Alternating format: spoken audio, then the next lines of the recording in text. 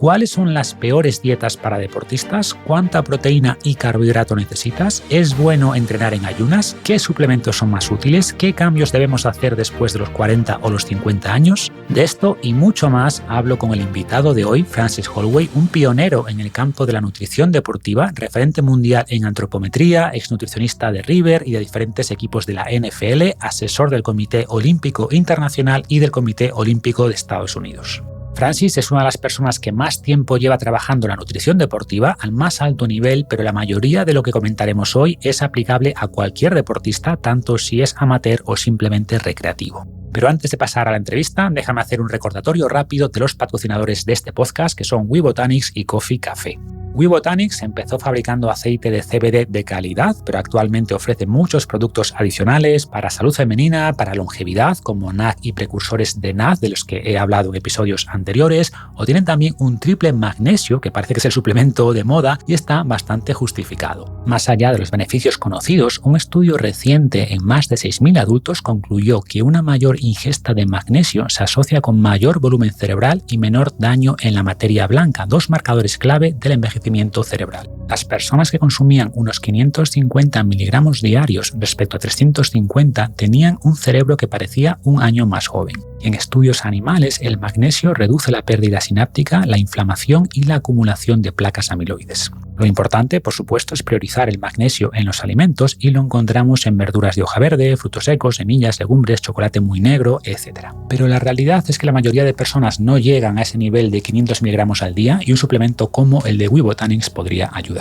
Y Coffee Café, por su parte, ofrece cafés de especialidad de distintas partes del mundo y desde hace poco también ofrece una selección de infusiones de calidad. Y hablando de estudios, en los últimos meses se han publicado dos interesantes, uno en 46.000 adultos que siguió a los participantes durante más de 9 años y encontró lo que la mayoría de estudios anteriores, que el consumo de 2 o 3 tazas al día de café se asocia con menos mortalidad, pero en las personas que añadían azúcar este beneficio se reducía. Como siempre digo, el café es saludable siempre que no lo convirtamos en un postre. Y el otro estudio, también de este año, es en realidad un metaanálisis de 14 estudios en 25.000 personas y concluye que el consumo de café se asocia con riesgos un 30% menores de cánceres de cabeza y de cuello. Y también se observó beneficio en el caso de café descafeinado. Podéis echar un vistazo a los productos en sus webs, webotanics.com y paleobull.com, deletreo. WeBotanics es WeBotanix y Coffee Café es KOFICAFE. Y en ambos casos tendréis un 10% de descuento en todas las compras con el código FR10. Y ahora sí, damos la bienvenida a Francis Holloway. Bienvenido al podcast, Francis, ¿cómo estás? Bien, muy bien. Muchas gracias, Marcos, por esta invitación. Al revés, gracias por el tiempo. Es un placer charlar contigo. Como te decía antes de empezar a grabar, pocas personas tienen una trayectoria como la tuya en general y sobre todo en nutrición deportiva, ¿no? Es algo que lleva 10, 15 años de moda, pero cuando tú empezaste era algo muy poco común, eres un pionero y por eso mi primera pregunta va por ahí, ¿no? Por saber cómo fue tu camino hasta convertirte en nutricionista deportivo y si hubo un momento decisivo en tu vida que te hizo elegir este camino. Yo creo que es algo innato que tuve desde chico. Yo recuerdo aprender a leer y escribir y leer el rótulo de todos los alimentos, preguntarle a mi mamá sobre los alimentos. Mi ídolo era Tarzán, yo quería ser como Tarzán. Y como ya a los 7 años me acuerdo preguntarle a mi madre y a mi padre qué podía hacer para subir de músculo. Ella no sabía qué contestarme, me dijo comer avena. Entonces yo ponía avena en un plato, comía, flexionaba para ver si había crecido. Ese fue el primer estudio científico. Y sí, ya estaba fascinado con ese tema. Pero cuando llegó el momento de los estudios universitarios, no existía la carrera de nutrición, era Home Economics en Estados Unidos, que era economía hogareña. La nutrición deportiva no existía más allá de lo que sabía algún físico-culturista con sus desinformaciones de la época. Entonces, bueno, hice un año de ingeniería que me sirvió después, leyes de termodinámica, toda la parte de biomecánica que apliqué a biomecánica nutricional y composición corporal. Y después hice una licenciatura en economía, empecé a trabajar como economista. Al tercer día renuncié y fui a trabajar de monitor en un gimnasio de un amigo. Y era feliz, no tenía dinero, pero era feliz. Y ahí empecé a tomar cursos de entrenamiento, quería ser personal trainer, hice un poco de eso. Y finalmente dije, bueno, voy a estudiar nutrición. Y empecé nutrición Y después de un año me decepcioné porque mis maestras me decían, si no te gusta el hospital y la clínica y los enfermos, estás en el lugar equivocado. Abandoné la carrera en parte por eso, en parte por falta de fondos, y me dediqué a hacer cursos de entrenamiento que me sirvieron después para aplicar al deporte, hasta que realmente empecé a trabajar de entrenador, hacía cursos de entrenador, y la mayoría de los otros colegas me derivaban gente para nutrición. Y llegó un punto que había un volumen de gente que necesitaba nutrición deportiva, pero que entienda de la planificación, de las cargas de trabajo, que lo vi como algo posible. Y ese fue el factor que me decidió regresar y terminar la carrera de nutrición y empezar a trabajar en nutrición deportiva y ver que se podía y se podía vivir del tema. Claro, es algo que hoy resulta evidente, ¿no? Que puedes vivir muy bien de esta bonita disciplina, pero hace unas décadas no era nada evidente, era una profesión nueva, esta nutrición deportiva, y tú has vivido todo su desarrollo, ¿no? Y me encanta además que tengas ese bagaje amplio, ¿no? Has estudiado desde economía, ingeniería, entrenamiento personal, y creo que esa base amplia pues, te permite aprender más, conectar ideas de distintos campos, y es algo muy enriquecedor. Hablas mucho también de antropometría, que también cruza distintas disciplinas. Cuéntanos qué es esto, por qué es relevante y sobre todo aplicado a deportistas. Bueno, yo recurrí a la antropometría porque estando en Sudamérica, en Argentina, no tenía acceso a diagnóstico por imágenes, tecnologías como DEXA, resonancias, bioimpedancias, multifrecuencias. Entonces tenía que recurrir a herramientas más económicas, más accesibles, y mi desarrollo fue en eso. Y el conocimiento en base a la acumulación de datos. Hice unas especializaciones tanto en Cuba como en Australia sobre esto y detección de talento, y vi que los dos hacían lo mismo independientemente del sistema político, que era medir una gran cantidad de personas y hacer puntos de corte estadísticos. Y en base a eso traté de replicar ese modelo a modo privado con mis amigos y colegas y exalumnos aquí en Argentina. Y descubrimos también unas ecuaciones, unos algoritmos de composición corporal anatómicos en vez de químicos de una tesis de la Universidad de Simon Fraser en Vancouver, Canadá, que nos fue muy útil porque discriminaban dentro de lo que es masa magra el músculo por sí solo y el peso del esqueleto por sí solo, lo que nos llevó a desarrollar y ampliar el concepto del índice músculo óseo que tanto hemos aplicado en búsqueda de peso ideal o composición corporal ideal en deportistas y personas normales, ¿no? Ahora también aplicado a salud. Quiero profundizar más sobre esto, pero antes quería preguntarte cómo ves la importancia del músculo en la salud o cómo resumirías el papel que juega en la calidad de vida. Sí, bueno, el músculo en la salud es, creo que tú lo has descrito tantas veces también, tiene aspectos más bioquímicos como el de las miocinas que genera para ayudar con todos estos procesos, y también tiene ventajas metabólicas como en cuanto a reducir las enfermedades crónicas, como absorber glucosa, diabetes, cardiopatías, pero también ventajas biomecánicas como no solo la calidad de vida a transportar una bolsa del mercado, subir unas escaleras, ese tipo de calidad de vida, sino también fortalecer los huesos, prevenir caídas, que es una de las, y mejorar el equilibrio, ¿no? Aparte de los beneficios cognitivos de mejor autoestima y lo que se está estudiando ahora de disminución de la depresión con entrenamiento de fuerza. El tejido fundamental. Y cuantificarlo me pareció muy importante.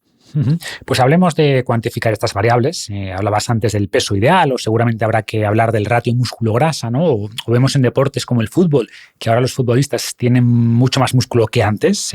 ¿Crees que esto se debe a la presión de las redes sociales o hay una justificación de rendimiento detrás? Ambas cosas. En deportistas vemos que hay un peso ideal o un rango de peso ideal.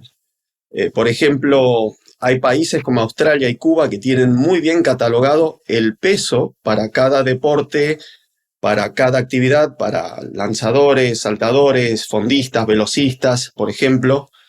por cada época del año, para el macrociclo de preparación física general y especial y competitivo. Y el competitivo puede estar 4 o 5 kilos por debajo del general, al igual que la modificación de la composición corporal. Entonces hay deportes donde sí es fundamental, donde, por ejemplo, en salto en alto, esta gran lucha contra la fuerza de gravedad. Cada kilo extra de peso significan 3 centímetros menos de salto. Entonces, ahí estamos hilando fino.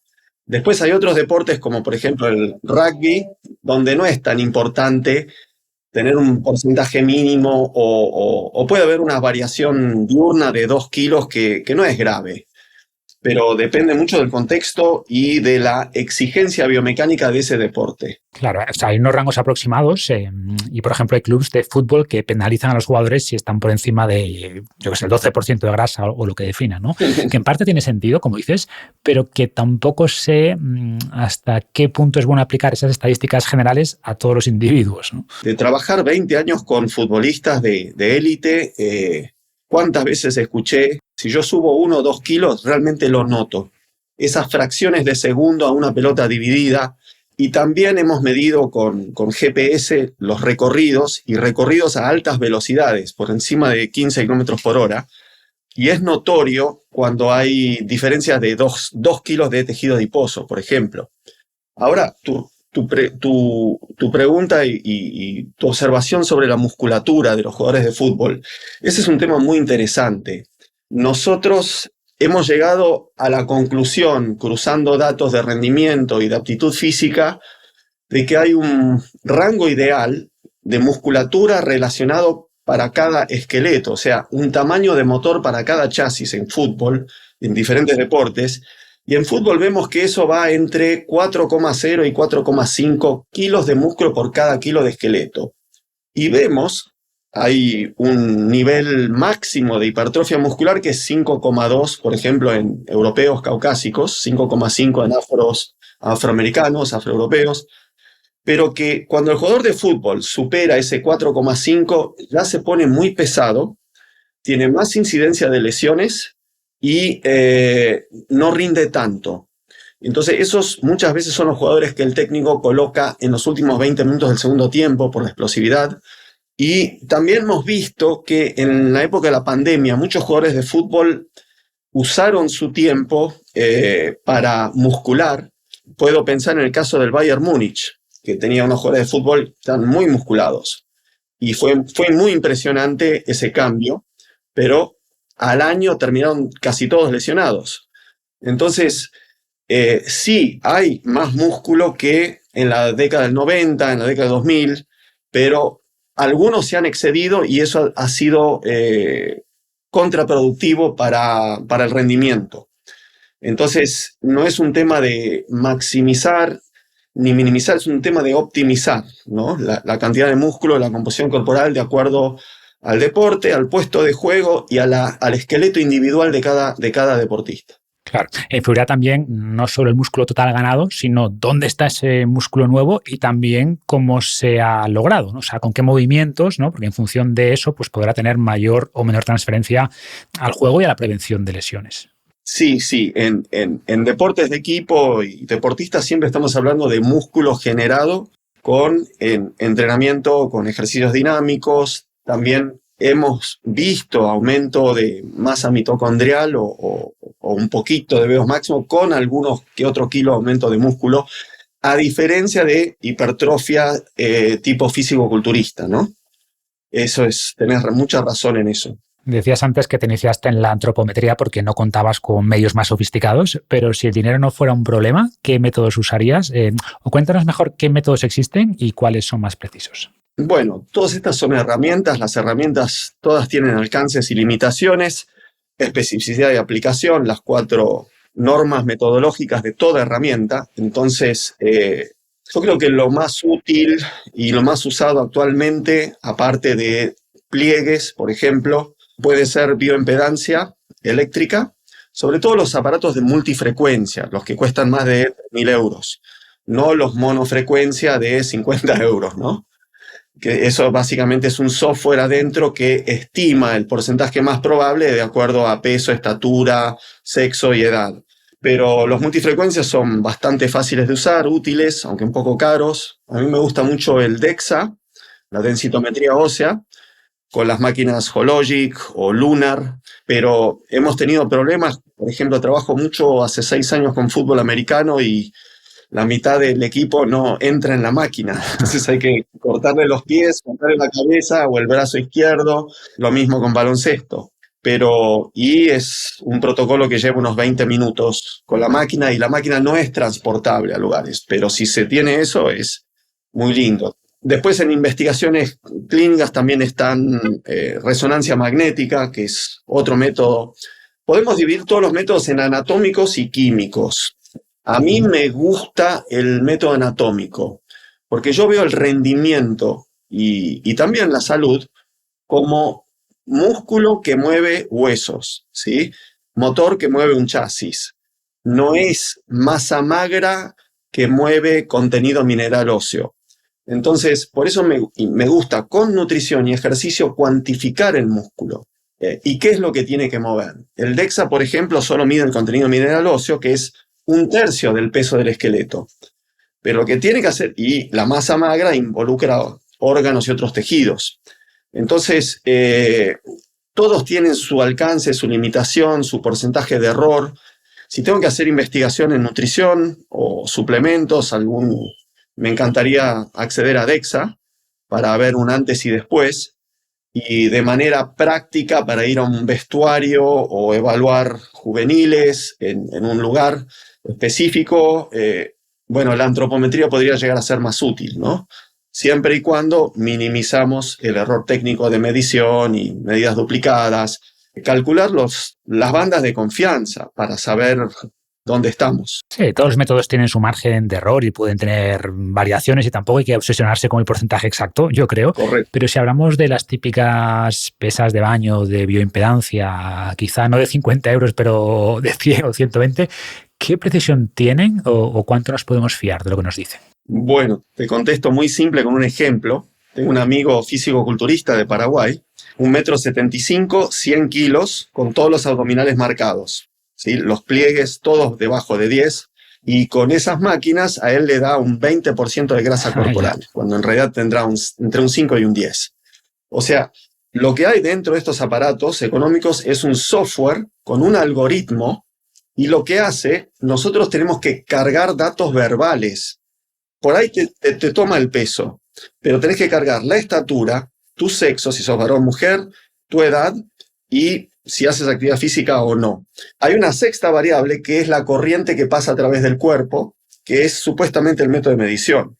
Nosotros hemos analizado que el peso factorial sobre el porcentaje graso de la variable que realmente está midiendo es menor al 5% del resultado final.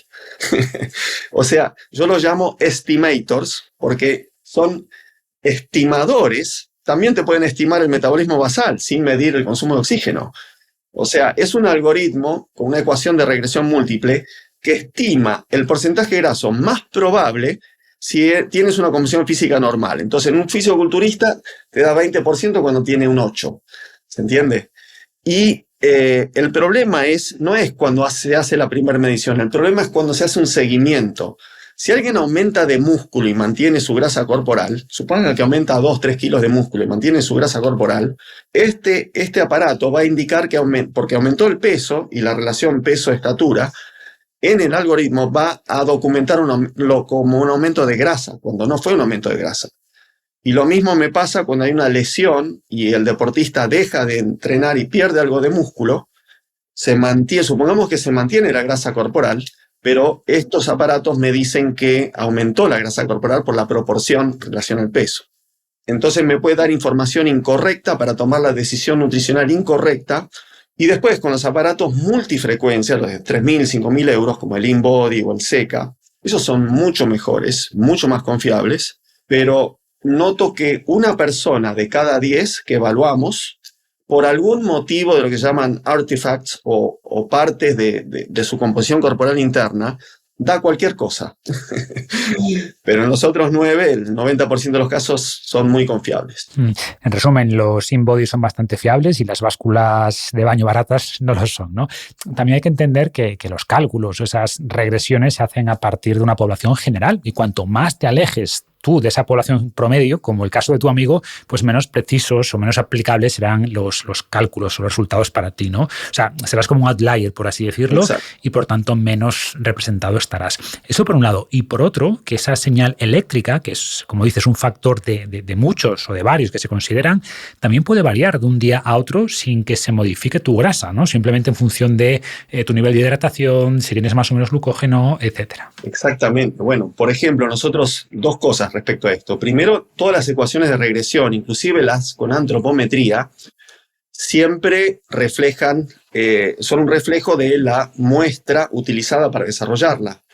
Por eso me gusta el 5 componentes anatómico, que no tiene ecuaciones de regresión, sino algoritmos matemáticos. Y es buenísimo para medir outliers. Por eso me gustó tanto el fútbol americano. Y el fútbol americano, en el Combine, donde se miden los 320 mejores que van a ir al draft de la NFL, nosotros los evaluamos con antropometría desde hace 4 años y también se hacen un DEXA. Y muchos de ellos los he visto en la fila para hacer el DEXA con un galón, 4 litros de agua, tragando todo ese agua porque saben que en el análisis entra como masa magra. Claro. Entonces, lo que tú dices, ellos lo saben. Un pequeño hack. Bueno, hablemos ya de nutrición deportiva y después de haber trabajado con tantos atletas de élite, equipos de fútbol americano, ¿cuáles dirías que son los errores más frecuentes que ves en cuanto a nutrición que afecten el rendimiento? Lo que más he visto en todo el mundo, y lo he confirmado ahora en Estados Unidos, porque cada vez que voy trabajo con un equipo, que he trabajado con unos 20 equipos de los deportes de ahí, le pregunto al grupo de nutrición y de preparación física cuáles son las dietas que más problemas le dan a ustedes a sus deportistas. Y también lo he visto en Sudamérica, es cuando hay una pertenencia emocional a alguna tribu o religión nutricional. Entonces, se colocan los lentes de esa tribu y todo lo interpretan a través de eso. Es como un carpintero que se enamoró del martillo y tiene que cortar una tabla y en vez de usar un serrucho, lo trata de hacer con el martillo. Y, por ejemplo, las dos dietas que más problemas me han dado y he visto en otros que han dado en deportes son la cetogénica y la vegana. Vegana estricta y... Los dos extremos, podríamos decir. Los dos extremos. Uno por falta de proteínas, otro por falta de hidratos de carbono en estos deportes. No digo que no puedan ser útiles en otros contextos. Simplemente que en el contexto del deporte, que sobre todo deportes que requieren músculo, potencia, glucólisis rápida, han generado muchos problemas. Sí, como decías, es un error común el anclarte a un dogma nutricional porque pasas después cualquier consejo, cualquier estudio, evidencia a través de ese dogma, ¿no? Y por tanto no puedes usar la mejor herramienta para cada caso, sino que tienes una única herramienta, un martillo, como decías. Y por ejemplo, una dieta cetogénica pues no va a ofrecer seguramente suficiente carbohidrato, que es clave para rendir bien, sobre todo en ciertos deportes. Y en el caso de la dieta vegana, a ver, yo diría que una dieta vegana bien planificada no tiene por qué mermar el rendimiento, ¿vale? Pero es más difícil de planificar, o sea, requiere más conocimiento, por ejemplo, para cumplir el nivel necesario de proteína. Y en este sentido, ¿cuánta proteína necesita un deportista o qué rango es el ideal y también de qué depende que necesites más o menos? Bueno, yo me baso mucho en mis recomendaciones de proteína, me baso mucho en Stuart Phillips de McMaster, mi ex amigo que lamentablemente falleció, Kevin Tipton, que estaba en Sterling, Luc Van Loon de Maastricht, y todos coinciden que entre 1,2 y 1,6 gramos por kilo sería lo adecuado. Después, bueno, hay estudios de Peter Lemon, de Canadá, donde me gustó, esto fue análisis de proteína en culturistas naturales, recreacionales, y me gustó porque él habló de un promedio de 1,7 gramos por kilo y un desvío estándar de 0,5 gramos por kilo. O sea que la variabilidad biológica de la respuesta al entrenamiento de fuerza, que en inglés es resistance, confunde, es desde 1,2 hasta 2,2 gramos por kilo, ¿verdad? Aunque tengo muchos colegas físico-culturistas que usan 3 gramos por kilo porque les gusta en la etapa de marcación, les gusta la saciedad que les da, y les ayuda a bajar de peso esa cantidad. Y que fue también algo, cuando querían aumentar de músculo y peso, powerlifters y eso, justamente bajar de 3 a 2,5, 2 gramos por kilo, ayudó a comer más calorías, más hidrato de carbono y aumentar de fuerza y músculo, paradójicamente. Y después hay tantas excepciones a la regla que yo trato en lo personal de comer 1,5, 1,6 gramos por kilo y con eso estoy bien, ¿no? Pero es muy difícil hacer estudios de proteínas, porque o juntas o acumulas nitrógeno, entonces tienes que, en un grupo de 20, 30 sujetos, tienes que juntar orina y materia fecal durante un mes, porque hay algo que también habla Stu Phillips y que mostró Gonzea de Rumania en el año 75, que hay una adaptación a la proteína, que cuando uno se inicia, las primeras 2 semanas tiene un requerimiento de proteína que es muy superior al de la adaptación posterior, que después necesita menos. Entonces, como es algo dinámico y es algo difícil de estudiar más de un mes, después los otros estudios con isótopos marcados de fenilalanina son estudios en 5 sujetos porque cuesta 5.000 euros cada estudio, y es fenilalanina en una persona que hizo extensión en camilla en una pierna durante un periodo de 4 horas. Entonces, es difícil saber cuál es la cantidad. Entonces, con un poco de ensayo y error y ver qué está haciendo la gente que en el campo, y yo diría que entre 1,2 y 2,5 estamos, que es un margen bastante amplio, ¿no? ¿Y dirías, Francis, que un deportista de endurance, de resistencia en español, tendrá seguramente suficiente proteína estando en la parte inferior del rango, ¿no? En 1,2, 1,5, sí, y que uno de fuerza se va a beneficiar de estar en la parte superior, sabiendo que hay muchos matices, ¿no? Por ejemplo, como decía, si estás en déficit calórico, aumentar la proteína no solo eleva la saciedad, sino que puede reducir el riesgo de pérdida muscular, ¿no? Y si estás en superávit, pues no hay en realidad riesgo de pérdida muscular, tampoco quieres saciedad y puedes consumir menos proteína sin problema, ¿no? Correcto. Y hay otros temas también. Con la edad, creo que aumenta el requerimiento de proteína. Yo noto que necesito más proteína ahora que antes. Y después hay una relación muy cercana entre el consumo de hidratos de carbono y consumo de proteína. Cuanto menos hidrato de carbono, mejor funciona la proteína. Y también hay un aumento, según los estudios, de la gluconeogénesis, cuanto menos hidrato de carbono se consumen. Entonces, hay varios factores que afectan este requerimiento, ¿no? Y si hablamos del tipo de proteína, distinguiendo, por ejemplo, entre proteína animal y vegetal, ¿crees que influye o que es indiferente? Mira, he estudiado nutrición por experimentar con dietas veganas, con ayunos, con dietas cetogénicas. Leí el libro de Atkins en el 76, cuando lo hacían mis padres. Me fascinó y probé con una dieta plant-based varios años y perdí músculo, perdí fuerza y me costaba mucho con los alimentos solo llegar a 1,1, 1,2 gramos por kilo y era insuficiente. Únicamente cuando suplementé con proteína vegetal de origen de soja, a 1,5, 1,6 pude recuperar niveles anteriores. Entonces, si se usan proteínas vegetales, me parece que en el ámbito de fuerza y potencia, y esta es una opinión personal, hace falta llegar a 1,5 o 1,6 con suplementos, aunque sean de proteína de origen vegetal. Lo que está estudiando Stu Phillips es que no hay diferencia. Lo más importante, según él, es la cantidad de proteína total y no tanto el tipo de proteína. Pero si nos referimos únicamente a alimentos de origen vegetal, sin llegar en ultraprocesados como una proteína de soya o un suplemento de proteína de soya o proteína texturizada de soja para fabricar esta carne vegetal que le llaman, es muy difícil llegar. Mi opinión, como decía antes, es que puedes lograr la proteína necesaria con una dieta vegana, pero requiere más planificación que con una dieta omnívora, ¿vale? También es verdad que con estos productos de soja texturizada, proteínas aisladas, vegetales, es mucho más fácil, ¿vale? Pero, o sea, y si consumes suficiente proteína, no se ha visto diferencia en los estudios en términos de rendimiento, de ganancia muscular.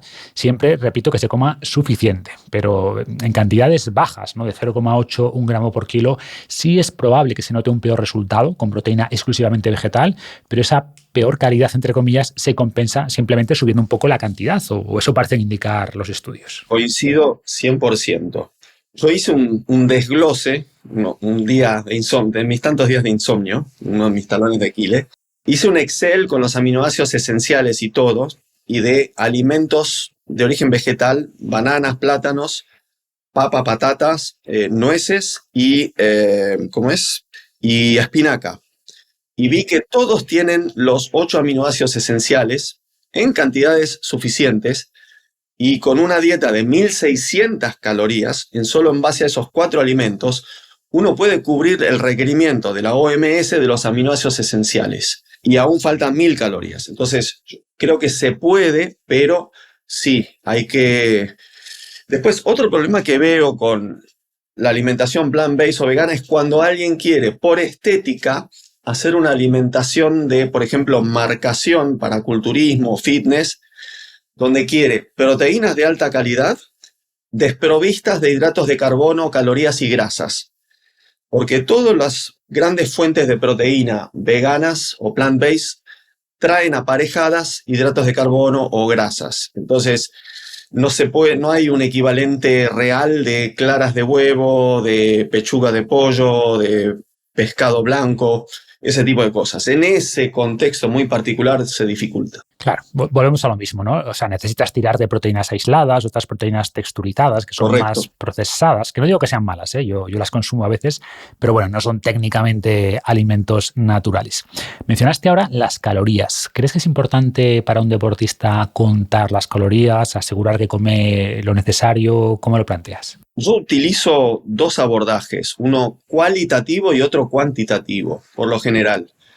Entonces, depende del contexto. Si, por ejemplo, tengo un señor de oficina que necesita bajar 12 kilos y hace sus comidas fuera de casa, no le voy a pedir que pese la comida con una báscula. Pero a ese nivel, cuando el cambio es grande, se puede trabajar muy bien cualitativamente y decirle, deja de comer la hamburguesa con papas fritas y reemplázalo por una ensalada con pechuga de pollo, por ejemplo, y fruta. Pero cuanto más cerca uno está del piso de grasa corporal, sobre todo con atletas de categoría de peso, ahí hay que hilar fino y muchas veces hay que recurrir a contar calorías y pesar los alimentos y usar aplicaciones como Chronometer o MyFitnessPal para ir contabilizando. Si se puede evitar, genial, pero hay contextos para ambos tipos de casos. He visto gente que se fanatiza con un sistema u otro y descarta el otro. Mi visión es bastante amplia y utilizo las 2 herramientas al respecto. Pero me parece importante las leyes de termodinámica y el balance de calorías. Y ambos sistemas pueden convivir, ¿no? Correcto. Yo creo que no tiene sentido para casi nadie contar calorías todos los días, pero hacer un muestreo de vez en cuando te puede ayudar a entender, primero, cuál es tu ingesta diaria aproximada y, segundo, a desarrollar cierta intuición calórica, ¿no? A saber cuánto es 150 gramos de pollo y cuánta proteína tiene o cuánto son 200 gramos de arroz y cuánto carbohidrato lleva. Y una vez que conoces mejor los alimentos, pues vas a poder ajustar mejor y tomar mejores decisiones sin necesidad de pesar y registrar todo. Exactamente. Yo cuando atendía, les pedía que los primeros 3 días usen la báscula porque me tocó un caso muy particular que me terminó odiando, que le prescribí 200 gramos de carne y no tenía resultados y cuando pesamos lo que él percibía como 200 gramos eran 400 gramos. Hay un mundo muy importante entre la percepción de lo que la gente come y lo que realmente está comiendo. Así que es muy buena tu estrategia de inicialmente y cada tanto hacer un ajuste, ¿no? Sabes que según varios estudios la gente subestima en más de un 40% las calorías que consume, incluso los dietistas, nutricionistas lo hacen en más de un 10%, ¿no? Y por eso es recomendable hacer a veces ese registro, ese monitoreo. Hablamos antes de la proteína y te pregunto ahora por el carbohidrato. ¿Cuánto es recomendable en deportistas o si depende también del tipo de deporte? Bueno, ahí tenemos deportistas que yo llamo fosfagénicos, por ejemplo, un powerlifter o halterofilista, que tiene que hacer un esfuerzo de fracciones de segundos. Entonces, no es tan importante que tenga una carga de glucógeno, suficientes hidratos de carbono y por categoría de peso. Entonces, en esos atletas, hacer un breve descenso de hidratos de carbono o incluso entrando en una cetogénica para perder agua y glucógeno y dar el pesaje y que no afecte la fuerza, hemos llegado a usar eso, o 0,5 gramos por kilo. Y después en una etapa de montaña de la Vuelta a España, el Tour de France, he visto datos de Froome de 16, 17, 18 gramos por kilo. Pero por lo general nos manejamos entre 3 y 10 gramos por kilo. Ahora hay algo interesante también que he notado al hacer curvas exponenciales de consumo de hidratos de carbono con peso corporal. Los atletas terrestres, no que estén en una gravedad anulada, como por ejemplo en el agua, natación, embarcaciones, remo, pero atletas terrestres de más de 85, 90 kilos, sobre todo rugby, algún portero de fútbol, fútbol americano, handball, eso. Esa gente por lo general necesita menos gramo por kilo que los más livianos. Que muchas de las recomendaciones de hidrato de carbono se hicieron con triatletas, ciclistas, corredores de 70 kilos. Ese rango de 5 a 10, 4 a 10. Noto que las mujeres funcionan mejor con 1 gramo por kilo menos de las recomendaciones de hombres. Pero los atletas de más de 85 kilos baja si utilizamos el algoritmo de gramo por kilo por día, disminuye a medida que están por arriba de los 85 kilos. Porque simplemente no pueden estar comiendo 700 gramos de hidrato de carbono cuando están haciendo solo 4 kilómetros de recorrido en el campo de juego. Interesante ese punto. O sea, que no sería una curva lineal, sino que esa curva reduce la inclinación a medida que aumenta el peso. Exponencial decreciente. Eso es. Y en el caso de mujeres, ¿necesitarían menos carbohidrato quizás porque son más eficientes oxidando grasa? Las mujeres... sí, hay mucho que estudiar de las mujeres, es muy interesante y la capacidad que tienen de sobrevivir con pocas calorías, de entrenar con pocas calorías, poco hidrato de carbono, me ha sorprendido. Y bueno, está todo el tema que desarrolló Anne Loucks con, deficiencia de energía. Sí, el RED, deficiencia energética relativa. Claro, exacto, los RED, Relative Energy Deficiency y todo eso, ¿no? Que bueno, como tú has dicho, traen problemas a largo plazo. Si bien a mediano plazo pueden subsistir. Y relacionado con esto, ¿cómo ves el tema del ayuno intermitente en general y también el entrenamiento en ayunas? Yo lo veo como dentro de las 3 estrategias de las típicas dietas. Una es eliminar grupos de alimentos, como la vegana o como la paleolítica, por ejemplo, o eliminar macronutrientes, como puede ser la cetogénica. El tercer abordaje es restringir los horarios de alimentación. Me parece una de las 3 estrategias que puede ser efectiva para bajar de peso y con ese descenso de peso, los beneficios de mejoras metabólicas, como resistencia a la insulina, hipertensión, colesterol. Y me parece que hay mucha gente que le genera una adherencia mayor, le es más fácil hacer eso que comer menos en cada comida. Y en esos casos lo veo positivo. Después lo veo, en deportes lo veo útil en atletas de más de 40 años que tienden al sobrepeso y que compiten y entrenan de noche. Y me pareció muy perjudicial para, por ejemplo, un adolescente, jugador de baloncesto, 1,96 m, 67 kilos, que está entrenando doble turno, que entrena con los menores de 16 y con el equipo mayor y los miércoles con la selección, y está tratando de aumentar de músculo, y tiene doble turno a la mañana, o un triatleta con doble turno a la mañana, y a esa gente los destruye. Entonces, ¿para quién, cuándo, cómo y dónde? Pero no veo nada mágico, no veo que se le... O sea, veo que hay gente que le atribuye propiedades mágicas al ayuno o entrenar en ayunas y no lo veo. Y por supuesto, el músculo le encanta usar una molécula simple como la glucosa, de preferencia si comemos hidrato de carbono, va a utilizar eso, porque es lo ideal, lo más rápido. Sí, en ayunas, por supuesto, en un estado de ayuna podemos usar más grasas, por ejemplo, en un cardio zona 2, zona 3, usamos más grasas si no hemos desayunado, usamos más grasas ahí, pero ¿cuánto más grasa estamos usando? Estamos hablando de 15 a 20 gramos totales. O sea, en términos de efecto, sí, el efecto es real. En términos de magnitud, no tiene sentido. Y después puede aumentar más el apetito. Y después también depende, ¿qué estás entrenando? ¿A qué hora cenaste? Yo conozco en Argentina gente que a las 11 de la noche cena 1500 calorías y a las 7 de la mañana puede entrenar perfectamente. Claro, yo siempre digo que hay que distinguir entre entrenamiento en ayunas y entrenamiento bajo en glucógeno, que no es lo mismo. Bueno, y también puede servir como estrategia para adaptar el músculo a utilizar más grasas, mechar 2 o 3 entrenamientos semanales vaciados en glucógeno para tratar de tener lo mejor de los dos mundos, como los estudios Supernova de Louise Burke y John Hawley, ¿no?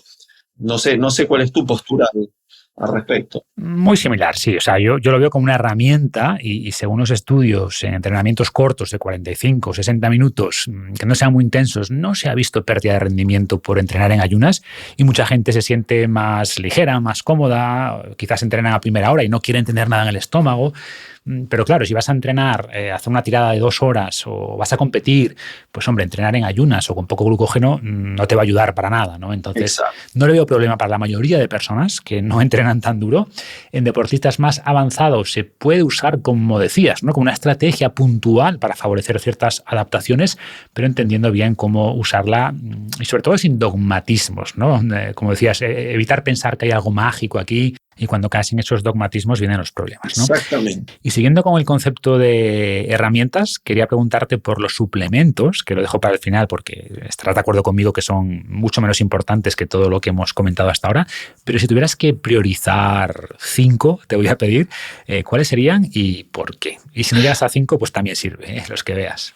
Bueno, también hay que segmentar por deporte. Por ejemplo, a un fondista le daría maltodextrina. Me parece genial por la baja osmolaridad, el precio, que no tiene un sabor, tiene un sabor neutro, se puede mezclar con salado, con dulce, es económico, se mezcla bien, los geles, pero no le daría maltodextrina a un deportista de fuerza. A él le daría creatina, y no le daría creatina por el tal posible aumento de peso a un fondista. Pero son 2 de los suplementos que veo que más efecto tienen y más funcionan. Después cafeína, pero bueno, en los que tienen la enzima CYP1A2 que no le inhibe su funcionamiento, ¿no? Después, bueno, beta-alanina, en el que aguanta el dichoso protocolo de 4 ingestas por día durante tanto tiempo, de 1,6 o lo que sea, pero la evidencia está ahí y entonces tenemos creatina, cafeína, tal vez beta-alanina en deportes lácticos de 1 a 10 minutos. O sea, no, hay gente que le gusta aplicarlo a fútbol y no me parece que es para fútbol. Podría llegar a ser, pero cuando estás arriba de 10 milimoles de lactato, como en un bot de CrossFit, o remo 2000 metros, o 800, 1500 metros, y sí, o natación 200, 400. Pero para otros contextos no sé si es tan útil, a menos que lo pruebe y le guste. Y después, bueno, podría poner en quinto lugar a las proteínas, no como algo que me mejora el rendimiento, sino algo que me ayuda en la logística. Si yo entrené y estoy en el transporte público 2 horas hasta llegar a mi casa, me es más fácil comerme 1 o 2 barras de proteína que sacar el tupper con el pollo, como como hacen los culturistas. Claro, simplemente una forma fácil de ingerir esa proteína, ¿no? O sea, si llegas a los niveles que decíamos antes con comida, pues no te va a aportar nada, es un tema de facilidad. Correcto. Y en tu caso en concreto, ¿qué suplementos tomas? Yo uso la cafeína que ya viene en mate o café y a veces me gusta tomar una bebida energética sin azúcar para los entrenamientos y eso tiene un poco de cafeína. Como preentreno, ¿no? Sí, como preentreno y durante entreno. Y no siempre, pero la verdad que me gusta a veces. Y creatina me gusta mucho. Yo veo que hay responders y non-responders, por supuesto. En mi caso me gusta y me gusta esto que se está estudiando ahora de las mejoras cognitivas o compensación de la falta de sueño. Entonces, creatina tomo. Después, ¿qué más? ¿Qué más tomo? Después hago pruebas con magnesio, que está tan de moda, con omega 3, ¿cómo es? O melatonina a la noche para ver si duermo mejor. Y la verdad que no he notado mucho, sinceramente, ¿no? Sí, para ser sincero, pero yo soy N1 y puedo estar sujeto a mi propio placebo. Entonces, pero me gusta probar. Sí, yo digo que es raro notar algo claro con estos suplementos, ¿no? Incluso si mejoras tu fuerza, yo qué sé, un 3-4% con creatina, que es un muy buen suplemento, ¿vas a notar eso? Seguramente no, es sutil, ¿no? A ver, la cafeína quizás es el que se nota más, Sí. con más claridad, algunas personas responden muy bien y rápido a la ashwagandha, ¿no? Notan que les baja el estrés, la ansiedad en poco tiempo. Hay, por supuesto, efecto placebo o nocebo que no podemos controlar y por eso necesitamos también esos estudios, ¿no?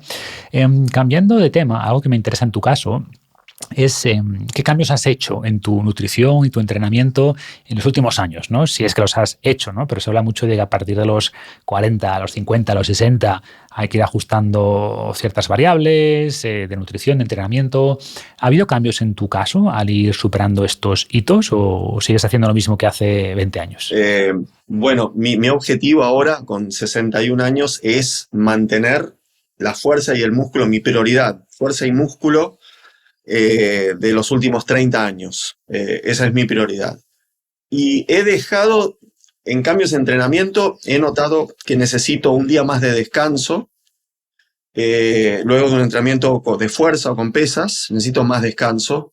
He dejado de probar máximos. Ya no te importa saber cuál es tu máximo de peso muerto, ¿no? Claro, en peso muerto, sobre todo en sentadillas y en fuerza en banco. Como mucho haré como mucho 5 repeticiones. Tengo que cuidar el volumen también. Priorizo mucho que no me duelan las articulaciones. Importante. Y mantener los niveles de fuerza y de masa muscular. Y las variables bioquímicas de las analíticas, también colesterol, triglicéridos, glucemia. Entonces, con la alimentación he notado que necesito, a pesar de lo que dice Hermann Ponzer, que hasta los 60 años no cambia el metabolismo, pero yo ahora como mucho menos calorías que cuando tenía 20, 30 años para mantener mi composición corporal, ¿no? Pero quizás hayas bajado también el volumen total de actividad física, ¿no? Puede ser, puede ser. Lamentablemente en mayo me rompí un menisco, entonces corriendo, pisando mal en un pozo, entonces ahora he dejado de correr y estoy haciendo caminatas y básicamente con la alimentación como más proteína y menos hidrato de carbono que antes. Sigo usando grasas saludables, yo diría que hago una dieta mediterránea con un poco más de proteína. Y el tipo de hidrato de carbono que sean complejos, pan de centeno, cosas integrales. Trato de incluir 5 a 10 gramos de fibra por comida. Trato de hacer eso y trato de distribuirlo equitativamente en 4 comidas en el día. La cantidad de proteína, la cantidad de hidrato de carbono y la cantidad de fibra y grasas. Trato de que sean parejos, ¿no? No hago algo como... No digo que esté bien, es lo que yo he hecho que a mí me funciona. Que me da saciedad, que me hace sentir bien, que me ayuda a recuperar. es lo que a mí me funciona. No digo que sea para todos. Sí, como decías antes, ¿no? Si haces ayuno intermitente o no, si haces 3 comidas o 5, es secundario. O sea, lo importante es que a lo largo del día le des al cuerpo las calorías, la proteína, el carbohidrato que necesita, y es poco relevante el timing. Haz lo que te funciona. Coincido. Evidentemente, si eres atleta de élite, pues tendrás que optimizar un poco más esto y sobre todo la comida alrededor del entrenamiento, pero para el resto de mortales importa poco, ¿no? Y de acuerdo también con eso de cuidar las articulaciones, dicen que eres tan viejo como se sienten tus articulaciones, y con el paso de los años, pues las limitaciones o muchas limitaciones suelen venir por aquí, ¿no? También es verdad que esto no implica que haya que evitar el impacto, que hay gente que a los 50 pues se pone solo a hacer ciclismo o a nadar por miedo al impacto, y necesitamos algo de impacto. Es importante para mantener la masa ósea con el tiempo. Eso me falta agregar. Eso me falta agregar algo de impacto desde que dejé de correr. La verdad que debería hacer un poco de saltabilidad y ejercicios que involucren también algo de potencia también, ¿no? Que perdemos con la edad. De hecho, perdemos potencia más rápido de lo que perdemos fuerza, ¿no? Se degradan esas fibras tipo 2X y hay que incluir también ese trabajo de pliometría, de velocidad. Pero bueno, mal no lo estás haciendo. Hace poco publicaste una foto sin camiseta en Instagram y muchos firmarían por tener tu composición corporal, ya no con 60, sino con 30, ¿no? Y de hecho, mi última pregunta iría por aquí. Después de tantas décadas entrenando, manteniendo un buen estilo de vida en general, ¿cómo mantienes la motivación? No, siempre me gustó, me divierte comer bien, sentirme sano, pero un gran motivador es el miedo. O sea, acompañé en el hospital a mis abuelos, a mis tíos y a mi padre. Y los vi morir y los vi sufrir los últimos años de su vida. Y yo me dije, no quiero terminar así. De ninguna manera quiero terminar así. Entonces, me importa mucho lo que se llama health span, que es la calidad de vida de tus últimos 10 años de vida. Y no me preocupa tanto a qué edad voy a morir, sino estar bien cognitivamente, físicamente, valerme por mí mismo estos últimos 10 años que me toque vivir. Y eso para mí es un muy fuerte aliciente o prevención del miedo. Qué bueno. Y yo diría que en parte es miedo, sí, pero es en realidad tener un porqué claro, ¿no? Que es lo que falta muchas veces. O sea, la gente no tiene un propósito fuerte o hacen esto, se cuidan simplemente para verse un poco mejor en bañador, que no digo que esté mal, ¿eh? O sea, cualquier cosa que te motive, úsala, pero creo que tener una visión clara como la que planteas funciona mejor. Sí, y después, bueno, yo trabajo de vender información de nutrición y actividad física, entonces quiero ser coherente entre lo que hago y lo que digo. Entonces, lo que digo es porque lo hago, ¿verdad? En su mayoría. Y si yo tuviese obeso, diabético, con sobrepeso, no sería un buen candidato para transmitir esa información. Y veo que hoy en redes es muy importante la imagen. Entonces, por eso vencí mi vergüenza y empecé a publicar fotos sin ropa, porque veo que eso tracciona mucho más y la gente me cree por eso, más que si muestro un paper. Es la realidad de las redes sociales. La realidad de las redes sociales. Y por decir esto habrá gente que se ofenda, ¿no? Y te dirán que lo importante es lo que sabes y no si tienes un buen físico, ¿no? Que en gran medida es cierto, pero no es menos cierto que si eres un ejemplo de lo que predicas y haces lo que dices, pues tienes más credibilidad, ¿no? Y yo como cliente es algo que valoraría. No solo eso, por supuesto, también tu conocimiento y tu capacidad de transmitir y de guiar, pero también esa capacidad de aplicar lo que enseñas y ser un ejemplo, pues sin duda suma. Genial, Francis, pues lo dejamos aquí. Muchas gracias de verdad por tu tiempo, por compartir tu conocimiento y por ser una inspiración para los que vamos detrás. Cuídate mucho. No, gracias a ti y sigue con lo que estás haciendo, que aprendo todos los días y me encanta. Muchas gracias y un abrazo.